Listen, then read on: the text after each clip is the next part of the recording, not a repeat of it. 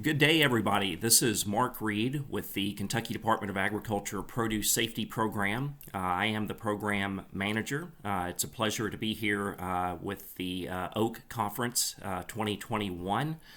Like everybody else, I think we wish that we could have been there in person to meet and greet our fellow produce safety stakeholders.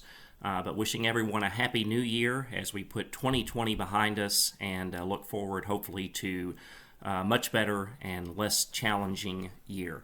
I'd like to go over some of the highlights of our KDA Produce Safety Program. We've had a big year despite COVID and had several major accomplishments, and I want to go over some of those as well as some of our new rules and regulations that apply to produce safety. So we're going to go over again some of our new produce safety rules that were recently passed in 2020. I want to also introduce you to our produce safety team, talk to you about some certificates that are available to our growers in the state, and also cover some of our KDA Produce Safety Program education and outreach activities, including some posters and a video that's in the works that hopefully will help our stakeholders gain compliance with the new produce safety rules. First off, I'd like to introduce you to our team. Again, I'm the program manager. I joined KDA back in 2019, and back in November of 2019. Prior to that, I actually served most of my career with the Kentucky Department for Public Health, and actually left in 2016 as the food program manager for the Kentucky Department for Public Health Food Safety Branch. If any of you are engaged in the home-based processing or home-based microprocessing program, I was actually there at the Kentucky Department for Public Health when we developed that program. Up at the top photo on the right, you'll see Dain Satterwhite, who has been with our program since it started. He is our compliance coordinator, and Dain also assists some on some inspections and also some trainings. To the left, up there on the top, is Tyler Goodlett, who is one of our field inspectors for kind of the central and eastern part of Kentucky. And then if you look down on the map of the state, there on the left you'll see Ryan Mayers, who is our field inspector for the western part of the state. We're also pleased to announce that we have recently brought on board back in May of 2020 Melissa Rutledge, who is serving as our education and outreach coordinator. And we expect in 2021 many of you will be working some with Melissa as she does outreach with some of our farms and our growers across the state to help you determine, number one, whether or not you will have to comply with the new rules and regulations, and also Melissa will be reaching out and letting folks know of some of these posters and videos that are available to folks. So first off, before we begin, just a reminder, we've known for a long time as we've investigated foodborne outbreaks and got kind of to the source of the problem and the root cause that food safety actually does begin on the farm. It doesn't begin in the restaurant, it doesn't begin in the manufacturing facility. It actually begins on the farm, and in particular with produce that we don't cook. So produce that we commonly consume raw, like tomatoes, onions, and carrots, and other types of vegetables like that. It's very important that we keep contamination off the produce, and that actually starts on the farm. And you can look no further than some recent news stories. This one's back just a few weeks ago, back from December of 2020, of a norovirus outbreak that actually happened. This didn't occur in the United States. It happened in Belgium, but it was traced back to raw vegetables that didn't get cooked, that came obviously from a farm. And I think this was some type of farm-to-school type program, similar to what we have here in Kentucky. And several people were made ill as a result of that particular outbreak. But again, food safety begins on the farm. You'll hear us say that a lot. A little bit of history about our program. Our KDA Produce Safety Program actually started in 2018. FDA at that time was the lead authority. We were actually kind of doing, I guess you might say, some contract work with FDA.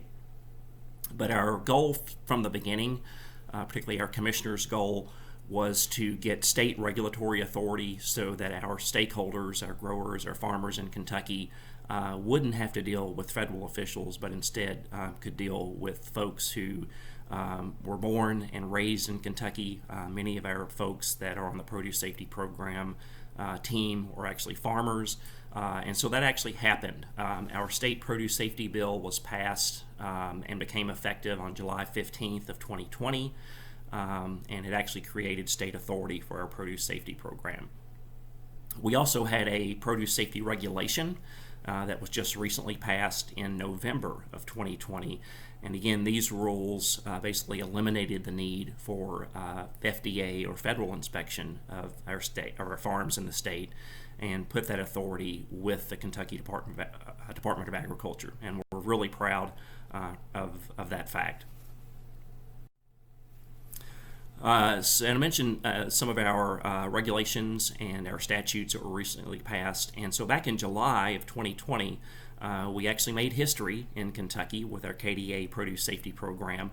We actually conducted our first produce safety inspection on a farm in Georgetown in July of 2020. And you can see on the photo there, this was our inspection team that actually did that inspection.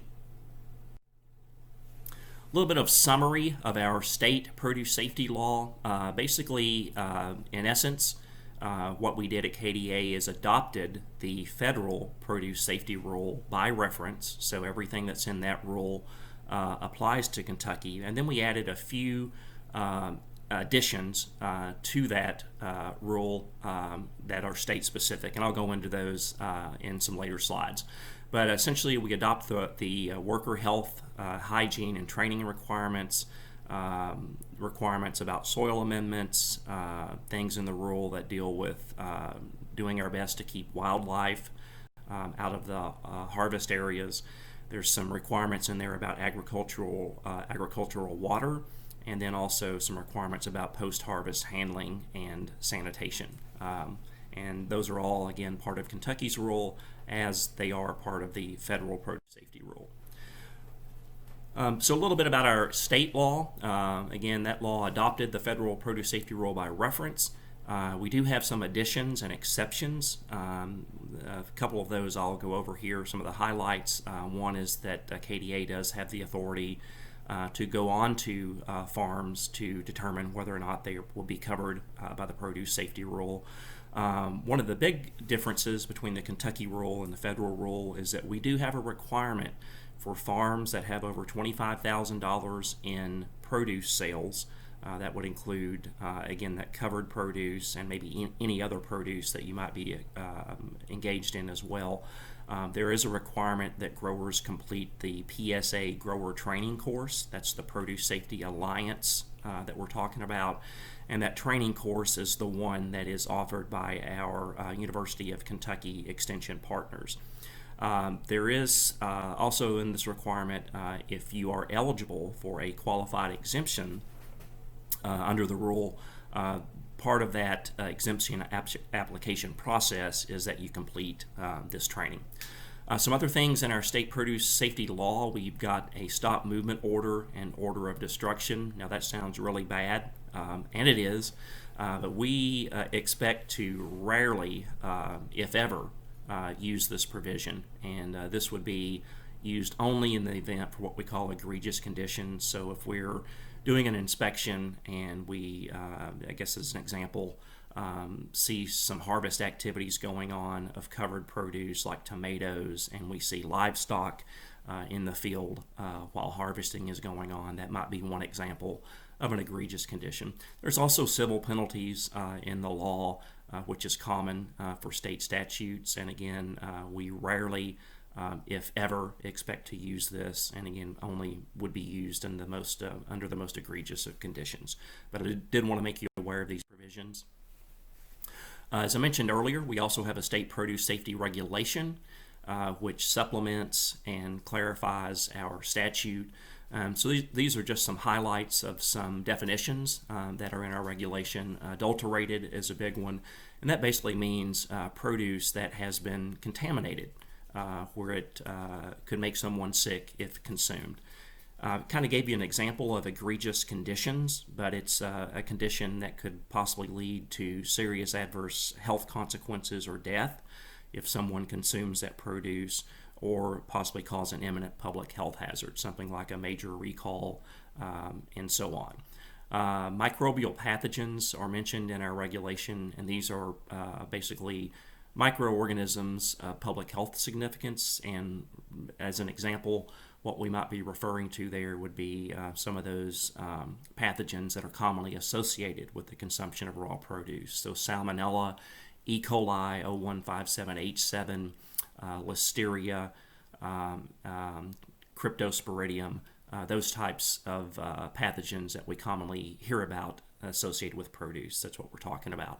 We also have a stop use order that is in our regulation, and that's similar to a stop movement order, but that would be used, again, hopefully not very often, if ever.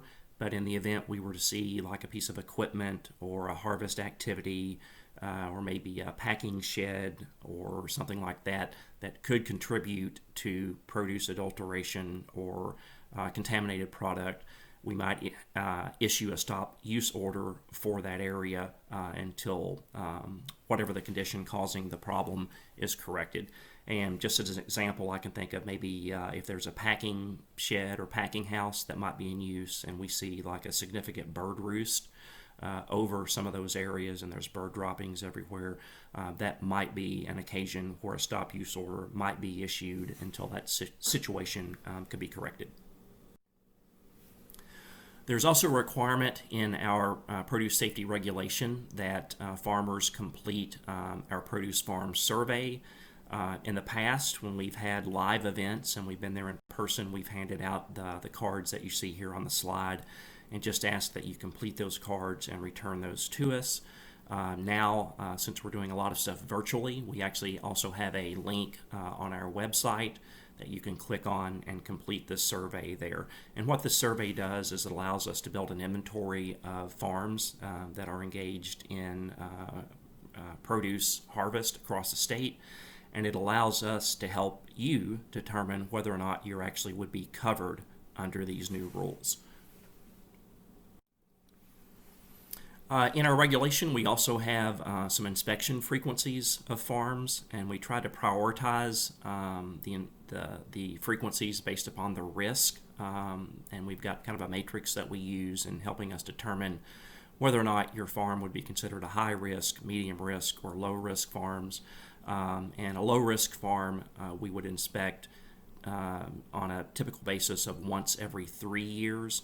And just as an example, maybe of what might be considered a low-risk farm, maybe a farm that uses exclusively municipal water, maybe a farm that also is GAP audited and has a lot of those food safety controls already in place. We also are pleased to announce that we actually have developed a certificate that maybe you can use at farmers markets or can show to maybe folks that buy or consume your produce. We call that a certificate of compliance. And basically, if you're under regulatory inspection from KDA, every time we do an inspection and every time you pass that inspection, you would be issued a new or updated certificate of compliance. We also have an inspection grading system, so there is you can pass an inspection. We hope everyone passes every inspection that we're at, but you can also fail an inspection, and that's what the official action indicated is, and that could be, again, as an example, when we see maybe egregious conditions on the farm. And then you can also pass an inspection under the VAI, which we call Voluntary Action Indicated, and that might be where we do an inspection and we actually leave you with a little bit of homework, but it's nothing that could make someone sick or cause an imminent public health hazard. So we expect, hopefully, most of our inspections will end up in the pass category, either a NAI or a VAI category. There is a requirement In our regulation, however, if you get an inspection grade of a VAI or an OAI, that farms submit a corrective action plan to KDA within a specified time period, and that's 30 days after an inspection if you received a VAI classification, and 10 days following an inspection which was classified as OAI. So here's just an example of our certificate of compliance. Again, our intent is maybe you can post these maybe at a farmer's market. You can post them there at your farm stand or any other place that you might want to show this off. But it basically would have the farm name at the top, and it would state the date of the last satisfactory regulatory inspection that we conducted. So we also want to go over real quick qualified exemptions. There's some provisions in our regulation that address this. As I mentioned earlier, in order to, if you're eligible for a qualified exemption, part of that application process is that you do complete the PSA Grower Training course. And then once you've met all those requirements and we verified your eligibility, we would issue the certificate. The certificate is valid for up to 3 years, and this is really important. If you don't renew that certificate, though, after the 3 years is up, your farm could switch back over to the covered status and be subject to inspection. This is not anything that KDA will necessarily be checking, but there is a requirement in our regulation that each year you evaluate your farm status to determine whether or not you are still qualified exempt. And if you determine based upon sales figures or where you're selling to, if some status changes on your farm and you determine that you're no longer qualified exempt, then there is a requirement that you notify KDA so that we can change your status and get you covered and make you eligible for inspections. And this is an example of the Certificate of Qualified Exemption. So again, similar to the Certificate of Compliance, this can be displayed at your farm stand, at a farmer's market, or anywhere else that you may need to show evidence that you are actually fall under that qualified exemption category. So what is a qualified exemption? This can be a little difficult to understand, so I'll do my best to explain it, but there's some stipulations. And basically a qualified exemption would mean that you would be exempt from regulatory inspection. There's still some record-keeping requirements that you have to follow under the Produce Safety Rule, but if you're qualified exempt, you could get a pass on a regulatory inspection.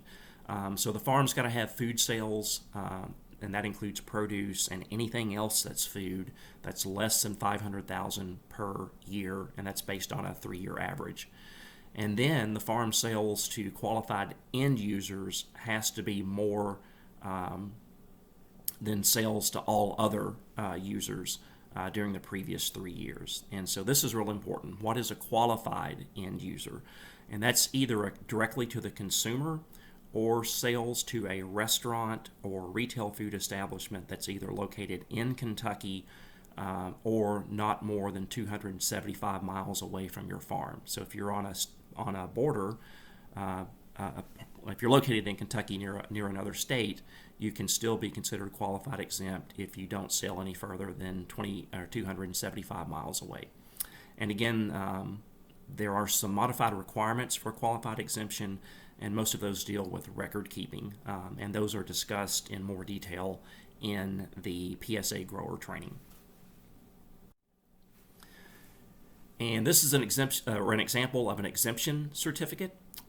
So there are also other farm practices that may allow you to be exempt. So we've got the qualified exemption, and then we've got all other exemptions, and that's what will be reflected on this certificate.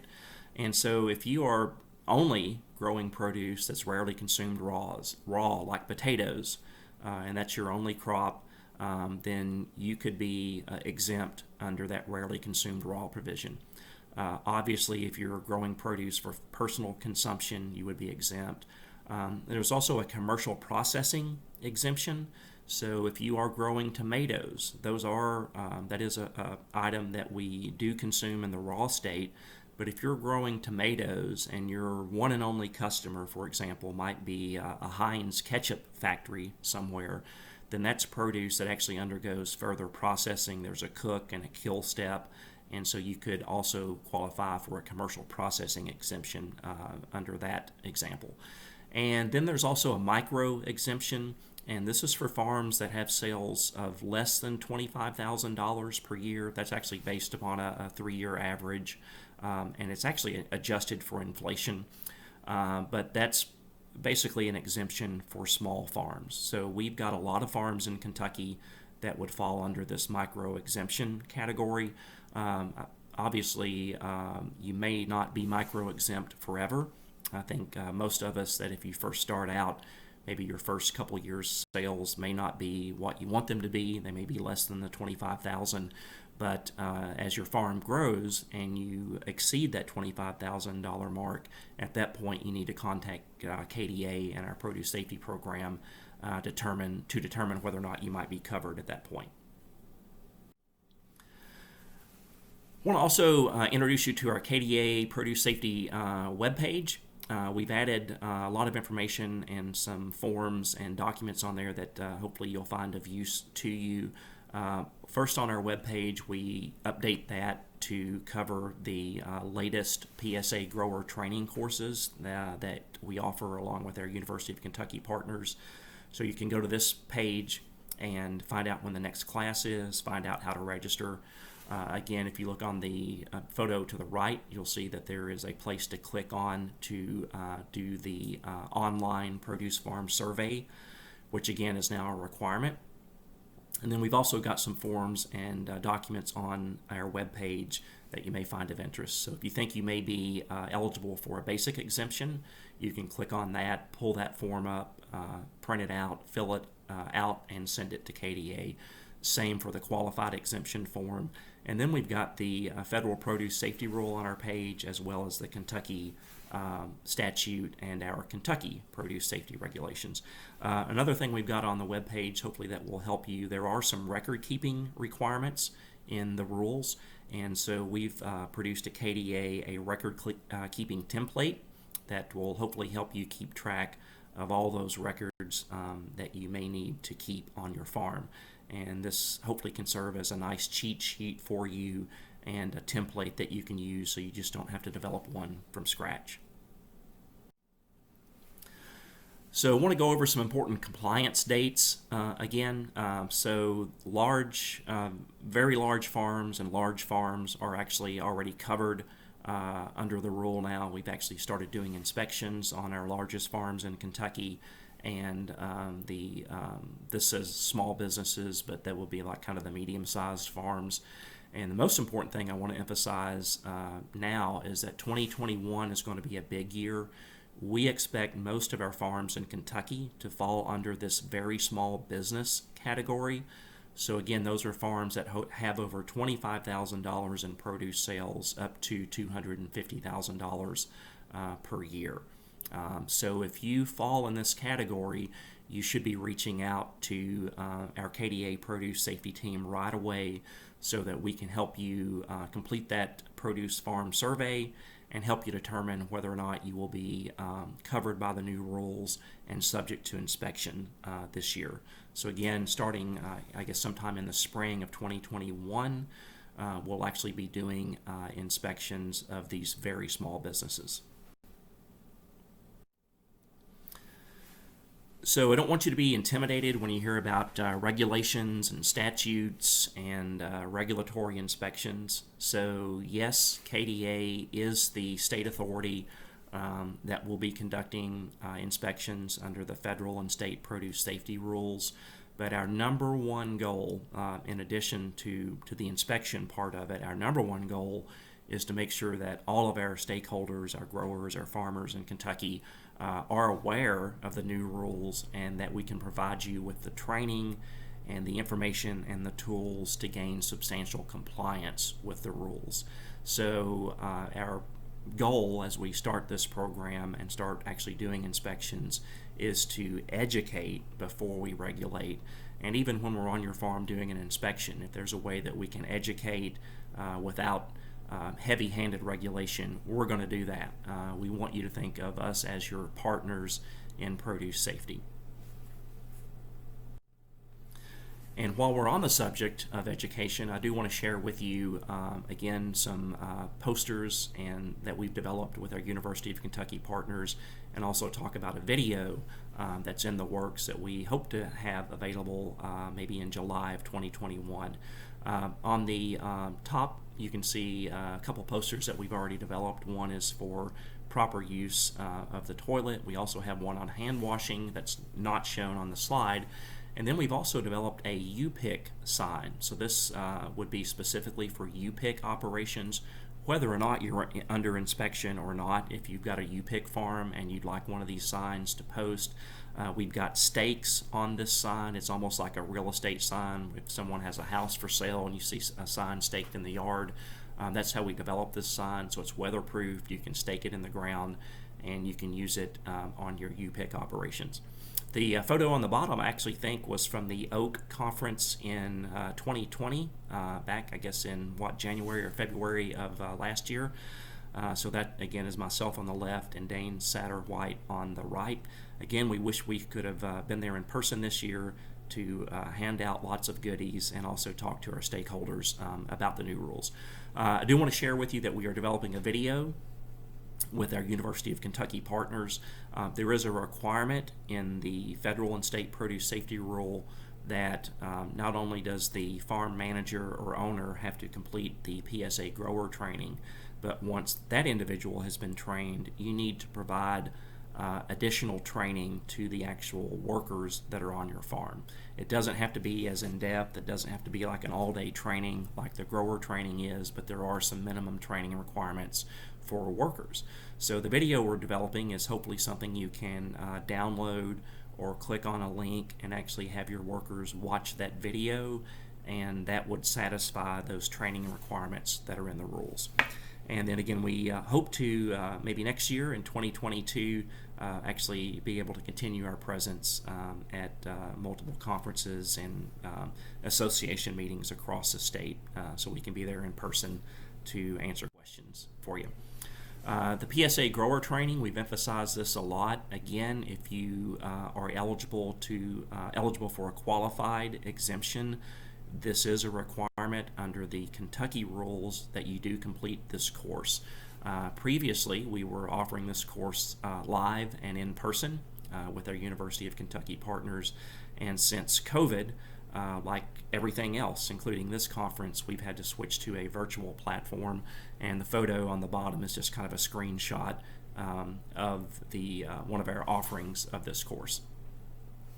And if you're interested in when the next training course is, again, you can visit our KDA Produce Safety page, or you can also contact Dr. Badri or Dr. Paul at the University of Kentucky, and here's their telephone number. It's 859-257-1546, and they can help you determine when the next training is and help you get registered for that.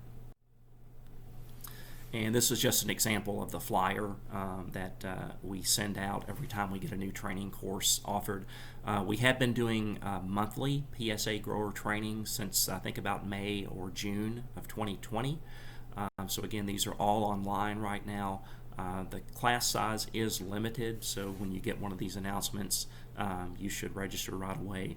And we're planning these out at least 60 days in advance.